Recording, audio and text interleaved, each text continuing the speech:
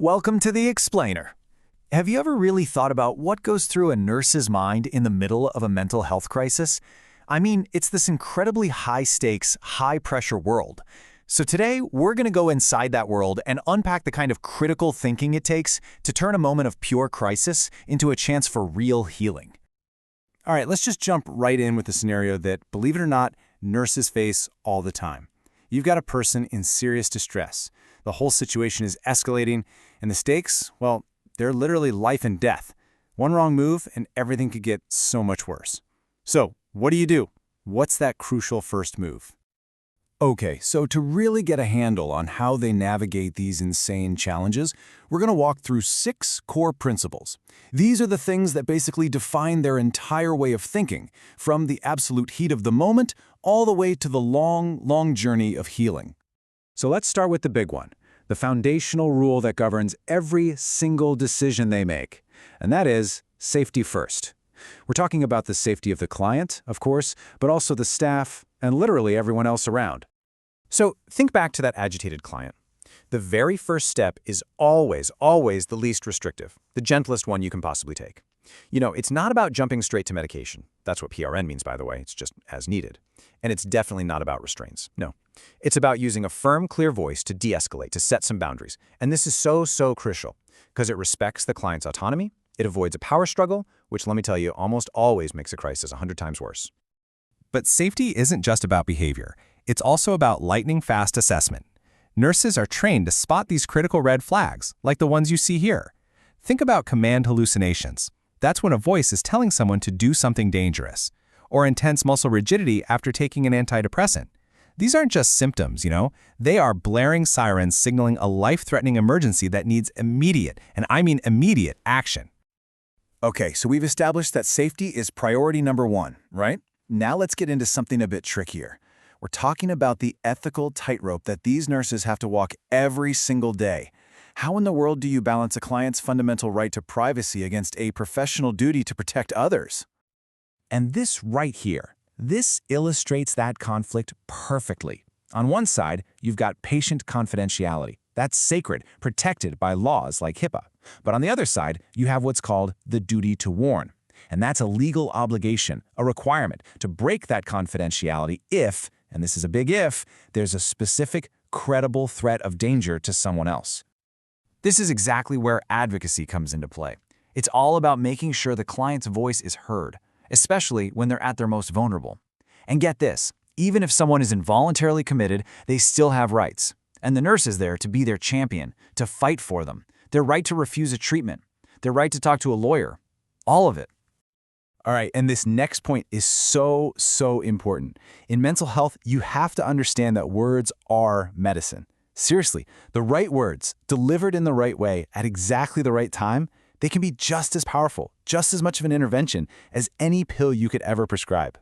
So just imagine you hear this from a client, a statement of just profound despair.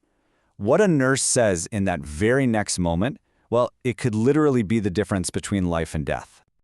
And this is what a therapeutic response looks like in action. It's a direct question, it's non-judgmental, and it cuts right to the heart of the most urgent safety concern. See, it doesn't dance around the topic. It sends a clear message to the client, I hear you, I hear your pain, and I'm here to help. Yeah, this slide absolutely nails the difference. Think about it. Empty phrases like, oh, everything will be okay, they just shut the conversation down, right? But an open-ended question like, tell me a little about your support system, that opens things up. It helps the client start to explore their own solutions, their own strengths. Okay, so we've seen how powerful words can be.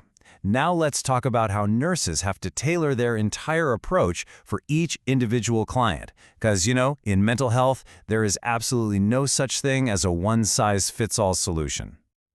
Just look at how specific these interventions are. It's brilliant, really.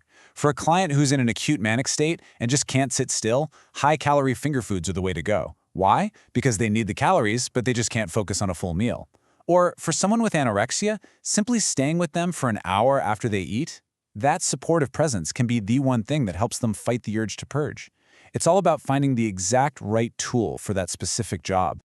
And, effective care doesn't just stop when the patient walks out the hospital door. Not even close. It's about connecting people with the resources they need to actually thrive out in the community. A huge part of a nurse's job is building that bridge between the clinical bubble and real, messy life. This right here, this is a cry for help you hear all the time. The toll on family caregivers is just immense, and burnout isn't just a buzzword. It's a real and present danger, not just for the caregiver, but for the very person they're trying so hard to support. So the solution isn't just to nod and listen, it's to connect them with actual concrete resources. Respite care is a perfect example of this. It's a service where a trained professional can step in for a bit, giving that primary caregiver a much-needed break to just breathe, to rest, recharge, run errands. It's an absolute lifeline for the entire family system. And that web of support out there is huge. You've got things like assertive community treatment, or ACT, which brings intensive services right into a person's home. Then you have peer support groups like Al-Anon for the families and friends of people struggling with alcohol. Just knowing these resources exist and then making those connections, that is an absolutely critical part of the nurse's job. Okay, finally, let's talk about the human element that really ties all of this together.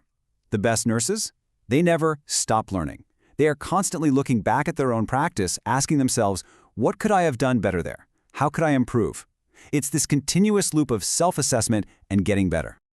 And that kind of self-reflection is just so powerful. It shows a commitment not just to reacting to a crisis, but to getting ahead of it, to preventing it.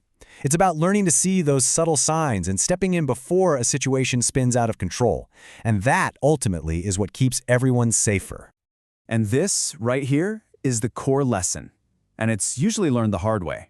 I mean, you can read about safety in a textbook 1,000 times, but you don't really understand it, not deep down, until you've felt the weight of someone's life in your hands. That is a feeling you never, ever forget. And really, this is the bottom line, isn't it? After all the clinical training, all the theory, all the protocols, it all comes down to this one simple thing: seeing the person behind the diagnosis, really hearing their pain, and just responding with compassion. So as we wrap this up, it kind of leaves us with a bigger question, one that goes beyond nursing. In moments of crisis, what does true compassion actually look like? Is it just a nice feeling, or is it an action? Is it about just being pleasant, or is it about doing what's right, even when, especially when, it's incredibly hard? Thinking about that, well, that gets to the very heart of what it means to care for each other.